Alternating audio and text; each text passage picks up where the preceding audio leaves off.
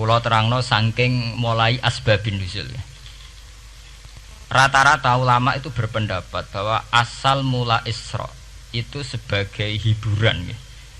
Hiburan dari Tuhan nggih, Allah nyukani pelipur lara nggih niku saat Nabi ngalami dua kesusahan nggih.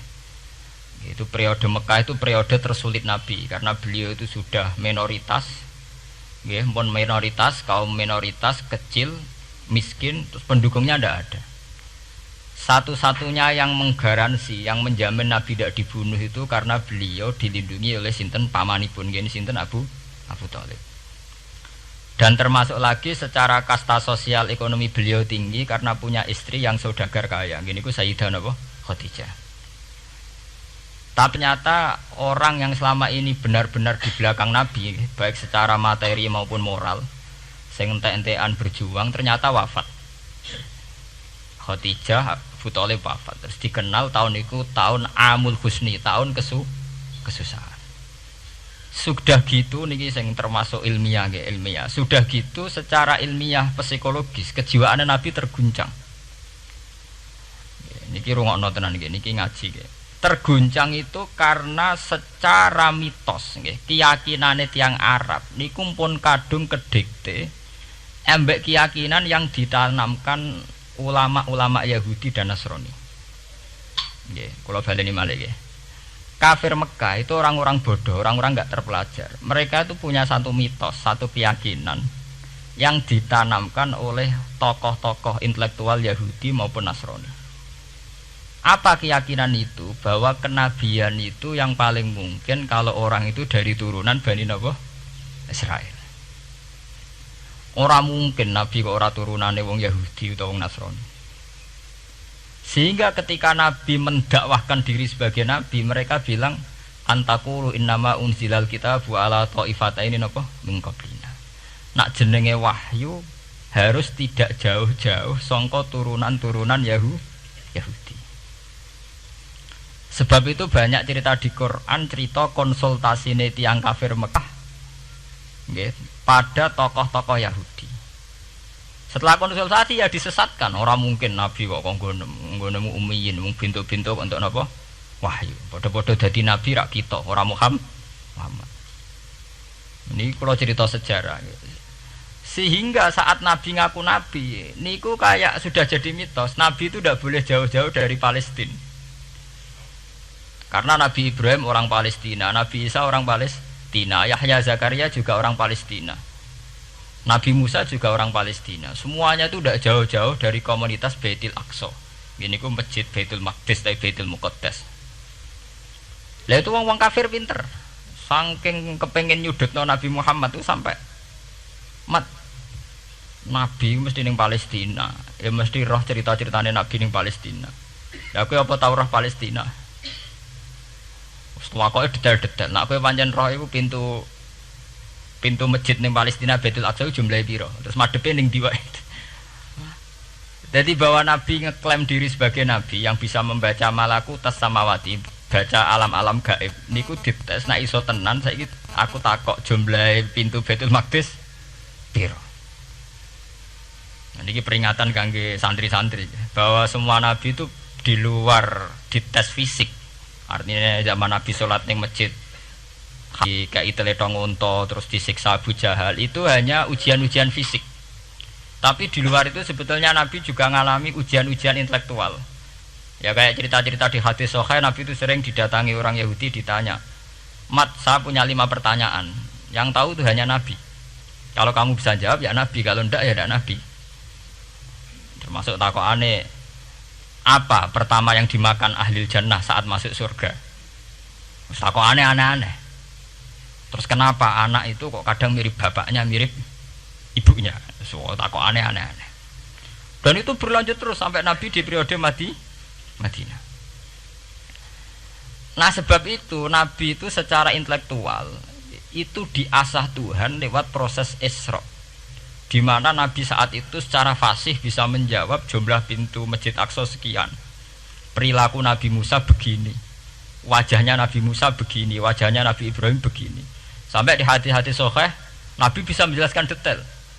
Nabi Musa itu rambutnya kayak ini, wajahnya kayak ini, ada mutiwal. Itu detail sekali Nabi. Sebab itu di sini diterangkan oleh Imam Suyuti, peristiwa Isra adalah peristiwa di mana Nabi berjumpa para sinten Nabi. Itu asal usulnya kenapa? Karena sudah kayak menjadi mitos, Nabi itu tidak boleh jauh-jauh dari tradisi Yahudi, tradisi Palestina. Paham ben sampean roh asal usulnya. Tapi kemudian asal usul itu sebetulnya hanya sementara, hanya permainan politik. Sampean ben roh sejarah, permainan politik, manipulasi politik. Sebetulnya Nabi itu ya tidak jauh-jauh dari beliau adalah keturunan Israel. Israel itu bukan menunjuk sebuah negara loh, sampean pun salah paham. Israel dalam bahasa Quran itu menunjuk auladi Yakub. Israel menjadi negara kan baru kemarin setelah diberi kemerdekaan Inggris, paham ya? Israel sebagai negara kan baru apa? Kemarin. Sehingga istilah Israel di Quran maupun di hadis adalah menunjuk auladi Yakub. So intinya di antara anak Nabi Yakub ono jenenge Yahuda. Yahuda di turunan-turunan itu Bani Yahuda niku diarani Bani napa? Israel. Ternyata setelah dirunut Nabi Muhammad itu tidak beda jauh dengan keluarga Israel. Karena Nabi adalah turunannya Nabi sinten Ibrahim. Okay. Nabi Ibrahim niku gada putra kalih sing gada turunan gini ku Ishak kalian Ismail. Ismail kalian Nabi Ibrahim disalap teng Mekah. Gini ku sing disebut Quran inni askantu min dzurriyyati biwatin ghairi dzar'in inda baitikal muharram. Terus saking Nabi Ismail nurun-nurun ngantos Sayyid Adnan. Ya, mulane nak teng berjanji disebut wa adnanu bila raibin intadzabil ulumin nasabiyah ila dzabihi Ismail nisbatuhu wa muntama. Secara teori ilmu nasab Sayyid Adnan jelas-jelas wa adnanu bila raibin intadzabil ulumin nasabiyah ila dzabihi Ismail nisbatuhu wa muntama. Tapi yang menjadi masalah yaitu tadi saya sudah bilang seakan-akan Nabi Muhammad itu orang yang benar-benar berbeda dari dinasti itu, dari keturunan itu. Karena orang Yahudi, orang kafir Mekah di kepentingan menggagalkan kenabian Muhammad.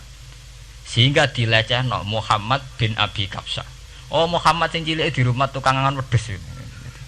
Jadi kowe nak seneng kiai kan inna akramakum indawi atqakum. Cek ben Karlan, cek Karmin pokoke takwa ya kiai. Tapi nek lagi gedeng kiai iku kan anake Karlan kok kakean tingkah. Lah dhisik wong Mekah ya ngoten niku.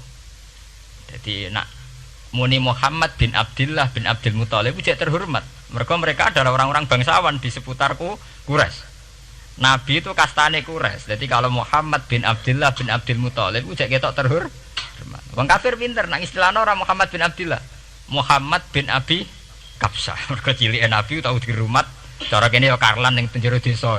Mulane Nabi tau angon wedhus, mergo tau de bapak angkat sing tukang napa? Wedhus. Lah wong Mekah pinter, dididik wong Yahudi. Kowe nek istilahna aja Muhammad bin Abdullah bin Abdul Muthalib, iku cek kekerenan, terlalu napa? Keren. Jadi Muhammad bin Ibnu Abi Kabsah.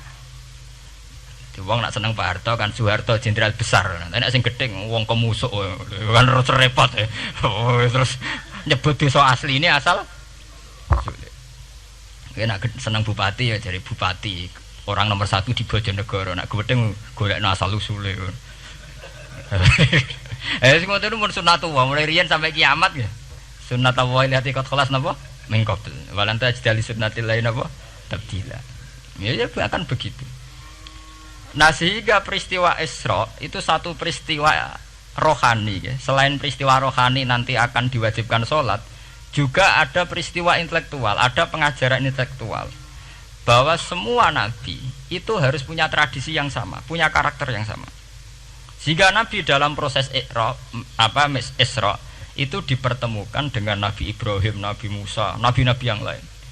Dan diskusi di situ juga ada diskusi-diskusi. Paham ya?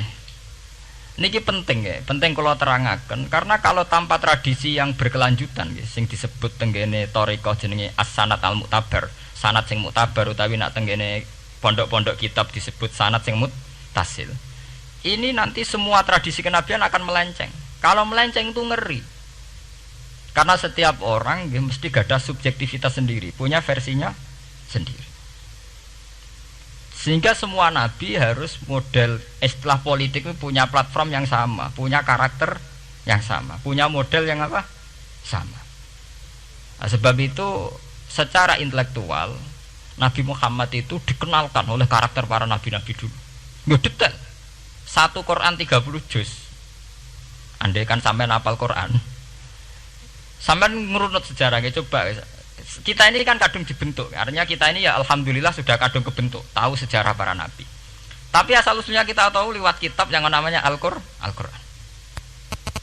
Supaya apa? Nabi Muhammad itu dibimbing bahwa Quran atau ajaran beliau benar-benar musaddiqal lima baina yadeh, benar-benar selaras dengan ajaran sebelumnya. Mulai ajaran yang bersifat samawi sampai hal-hal yang basariyah, yang menyangkut tabiah napa? Basariyah.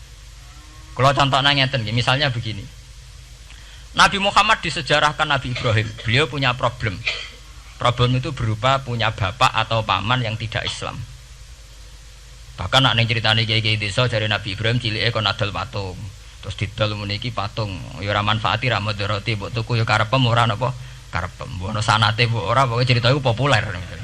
Disejarahkan begitu. Sehingga Nabi Muhammad tahu, oh ternyata yang punya problem ngadepi keluarga itu tidak saya tok. Dulu Nabi Ibrahim juga punya problem ngadepi keluarga. Aku tak lumayan terima paman, Pak Lek, Pak De, Abu Jahal sinten? Abu Lahab. Nabi Ibrahim malah bapak. Dah gitu. Setelah itu juga diceritakan tentang Nabi Nuh, Nabi Lut, seorang nabi besar yang punya nasib sial, yaitu istrinya pengkhianat. Mereka jadi kiai di bojo judes itu tidak masalah. Mulai terima kiai di bojo judes biasa. Ya itu tadi Nabi Nuh, Nabi Lut itu lebih ngeri ketimbang itu di bojo napa? Mboten kebenaran. Kita kan paling dicoba bojo judes, kan ringan banget. Paling banter mecano piring gelas itu murah banget. Begitu terus. Nabi Musa juga gitu. Diceritakan Nabi Musa, beliau adalah seorang sosok Bani Israel yang temperamental. Ya basariah sekali. Saking temperamentalnya ketika tukaran ya jotos. Karena nak kiai temperamental kadang jotosan ya ono sanate ya Nabi Musa ku nak tukaran ra cocok napa? Jotos. Fawakazahu Musa faqada alai. Artinya ya basariah sekali. Cerita ABG ini kubire nggih wonten saat beliau melarikan diri lala ketemu cewek loro. Ya ora wentise barang Nabi Musa, waduh mari maksiat ae terus kon. Wadek aja mlaku ning ngarepku. Nah kena angin aku roh sikile mari nafsu. Aku nabi kok nafsu barang kan ra pantes. Nah ngono ke mlaku guriku. Ya basariah sekali itu sampai detail. Terus ketika itu terus disuaka politik oleh Nabi Syuaib. Sehingga menjadi tradisi bahwa semua nabi akan mengalami problem dengan kaumnya. Kemudian disuaka politik oleh komunitas yang berbeda, yaitu komunitas Syuaib itu di luar pemerintahan Fir'aun. Sama seperti yang dialami Nabi Muhammad, komunitas Mekah itu menyiksa Nabi, bahkan mengimbargo sinten Nabi. Semua aliran dana, aliran ekonomi, akses dana, akses makanan itu ditutup di Mekah. Sehingga Nabi sampai dahar dedaunan, fisik bil jibali napa Mekah. Tapi beliau diselamatkan oleh sahabat Ansor yang terpisah dari komunitas Ahlu Mekah. Itu mirip ceritanya Nabi Musa yang diselamatkan Nabi Syuaib yang terpisah total dari komunitas Fir'aun. Ini penting kalau ulang temriki sehingga karakter-karakter kenabian itu tidak rubah. Karakternya sama. Sehingga setelah kita mengenali karakter para nabi, kita mudah sekali mengenali nabi palsu. Paham ya? Mengenai kalau nabi palsu paling seneng musodek, ketara palsune. Lah sing repot sing ora ketara, mergo jenenge Ahmad. Ahmad Muhammad tak mirip. Mulane nek kowe ndek jeneng supaya ora ngaku nabi jenengno Kartolo. Mergo nek Ahmad bin Gulam rak jenenge Ahmad. Ana terkenal nabi nek ora jenenge Muhammad utawa napa? Ahmad. Mulane Ahmad bin Gulam pas ngaku nabi pengaruhe gedhe mergo mirip. Mulane kula wingi takoki mahasiswa Jogja, Gus. Cara jenengan jeneng Jawa mbek Arab apa iki? Nak trene akeh nabi palsu apik Jawa lah Kartolo. Karena secara kriteria kenabian ndak akan masuk. Nek anak jenenge Kartolo atau Karmin itu ndak akan masuk kriteria wong sing bakal dadi nabi. Lah anak jenenge Ahmad tak mirip-mirip nabi. Oh Ahmad Hulam bin Mirza wani ngaku nabi mergo jenenge Ahmad. Musaddiq ya mergo musaddiqal lima bena yate. Lah anak Kartolo, Karmen, Karlan agak ono. Mulane saiki sing jenenge Jawa kudu syukur. Akan terbebas dari mengaku napa? Nabi. Lho syukur kan gak akan salah. Di barokah sampean jeneng Jawa, orang-orang ngaku napa? Nabi. Selamat. Kudu syukur. Paham ya? Ndak apa-apa, itu harus dinikmati. Ya itu tadi ya, karena Nabi itu punya karakter yang sama, punya tradisi yang sama, yang mirip-mirip.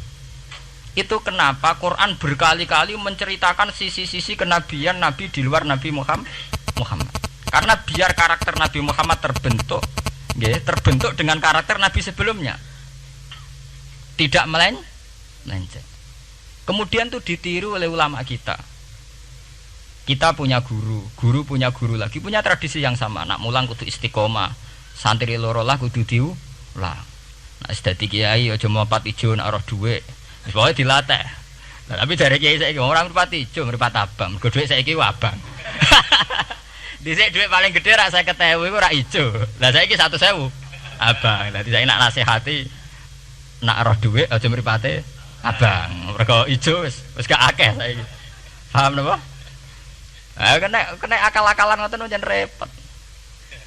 Tugare kula di santri dablek, nek di bojo aja moro tangan. Kula mboten moro tangan, kula saduk, moro sikil. Kena anekdot ngono rusak. Adu-adu ning bojone. Bojone loro, bareng bojone nguap. Kowe jare rabi Pak ning jaba, bojom jare loro fitnah, Dik. Sing bener telu. Ayo kan repot. Ketemu cangkem elek rusak kabeh. Fitnah udik nak loro. Sing bener apa? Telu.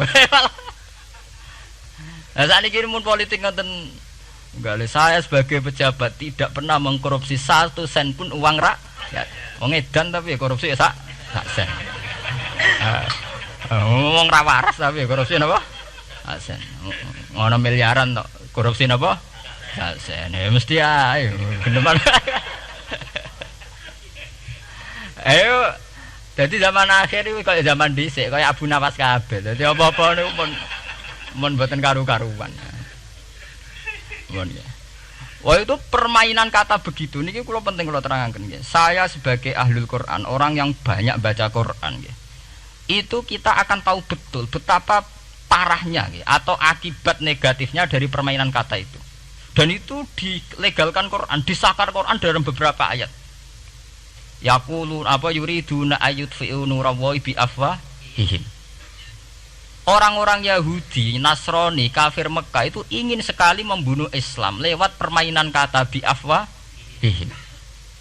Yaitu tadi misalnya kalau Muhammad bin Abdullah bin Abdul Muthalib itu kelihatan keren karena masih Bani Quraisy.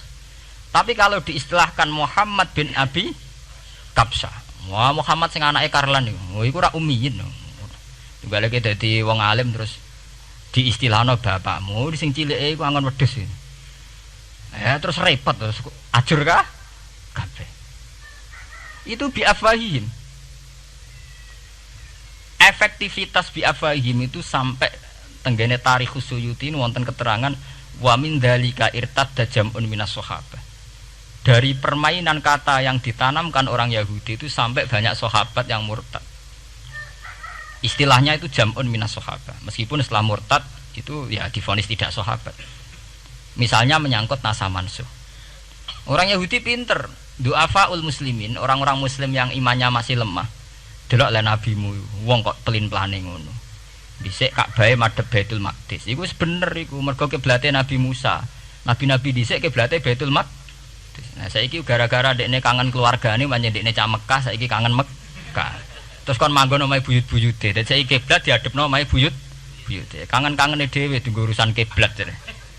Jadi pas Nabi itu masih di Medina. 16 bulan Nabi salate madhep Baitul Maqdis. Suatu saat tok wahyu falan waliyana kiblatan tarduha. Fawalli wajhaka satral Masjidil Haram. Sakniki kan madhep teng Mekah. Sajane iki normal saja. Artinya normal ya normal. Tapi orang Yahudi memanipulasi bahwa itu fakta bahwa Muhammad itu memimpin agama dengan cara tradisinya sendiri. Mergo dekne kangen keluargane ra iso muleh terus salat madhep daerahe dhewe nggo pelipur lar. Jare sahabat sing duwe hafal muslimin diangen-angen ya iya. Dan ini kula peringatan tentang santri-santri ya. Sebab itu kalau sampean jadi kiai itu santri harus punya wawasan intelektual yang luas. Semenjak itu Quran mewahyukan secara nalar sejarah. Ya niku sing disebut ayat inna awwala baiti wudi'a lin-nasi lalladzi bi Bakkata mubaraka wa hudal lil alamin fihi ayatum bayyinatum maqamun apa Ibrahim. Akhirnya Nabi Muhammad nantang ning tokoh-tokoh Yahudi. Apa salahnya saya punya dua kiblat? Baitul Maqdis adalah kiblatul anbiya karena dulu Nabi Musa di situ, Nabi Isa di situ. Sekarang saya menghadap ke kiblat yang lain karena itu kiblatul Ibrahim dan dia lebih senior. Lebih apa? Senior. Sebelum ada Baitul Maqdis itu sudah ada Mekah. Mekah lebih senior, lebih tua. Terus disebut fihi ayatum bayyinatum maqamun apa? Ibrahim. Nabi Musa, Isa adalah periode setelah Ibrahim. Sebab itu akhirnya semenjak perdebatan itu orang Islam bangga. Makanya sampean kalau ngaji hadis-hadis sahabat itu bangga. Ana mimman shalla al qiblaten, nggih. Ana mimman shalla ilal qiblaten. Aku termasuk sahabat yang menangi dua kiblat. Mergo zaman madhep Baitul Maqdis ya kiblatul anbiya, madhep Mekah nggih kiblatul anbiya. Artinya apa? Perdebatan ini dimenangkan oleh Nabi Muhammad bukan karena mitos atau kultus atau taklid buta, tapi memang secara sejarah kiblat tertua adalah Mekah. Ini disebut inna awala baiti wudi'a lin-nasi lalladzi napa bi Bakkata mubaraka wa hudalil alamin fihi ayatum bayyinatum maqamun apa Ibrahim. Artinya Quran tidak pakai teori mitos. Pokoknya nabi ini saiki aku ya terserah aku, itu tidak begitu. Paham ya? Tapi diterangkan secara kesejarahan bahwa asal usul Mekah jadi kiblat itu rasional sekali. Bukan karena nabi orang Mekah mboten, memang dulu-dulunya Nabi Ibrahim berkiblat di situ. Jika Quran jawab inna awwala baiti wudi'a lin-nasi lalladzi bi Bakkata mubaraka wa hudal lil alamin. Terus kula bolak-balik masalah Isra ya. Niku masalah-masalah yang selain pelipur lar itu ada petualangan intelektual, petualangan ilmiah di mana Nabi Muhammad diperkenalkan oleh Allah nggih, diperkenalkan watak para nabi, pilihan hidup para nabi, bahkan tradisi-tradisi para nabi. Sehingga mangke teng hadis sahih wonten keterangan saat Nabi nyancang atau menambatkan khimar atau buruk itu ya di batu yang dulu dipakai para nabi untuk nyancang nopo khimar. Jadi tradisi itu dimulai dari barang-barang sepele. Carane nyancang buruk we nabi mirip sama dengan nabi-nabi yang apa dulu. Terus memulainya Mi'raj juga sama dengan nabi-nabi dulu.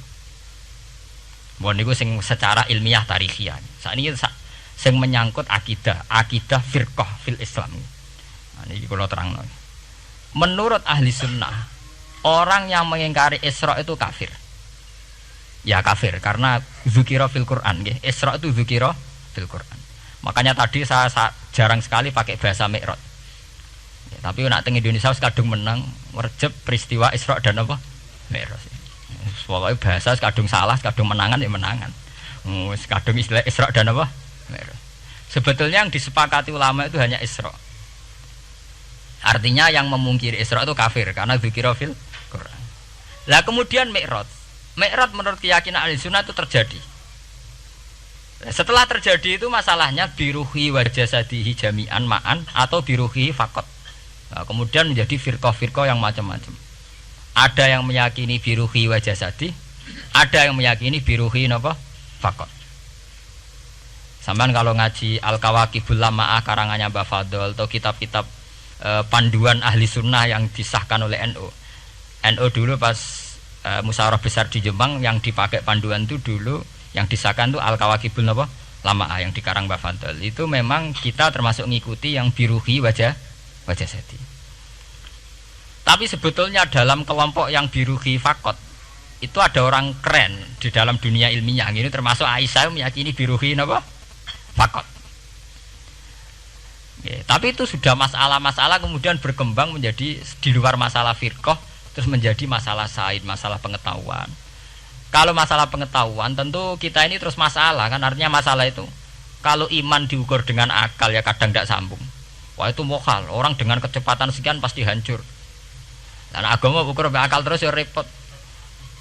Wong dipendem sudah dibualung ya dibualung, dibakas tangi barang. Jadi sing disoal ora mek rotok kabeh napa? Disoal. Manjen masalah manusa iku masalah sing ya begitu. Oke. Mpun niku mboten penting. Nah, itu terus kemudian menjadi firqah.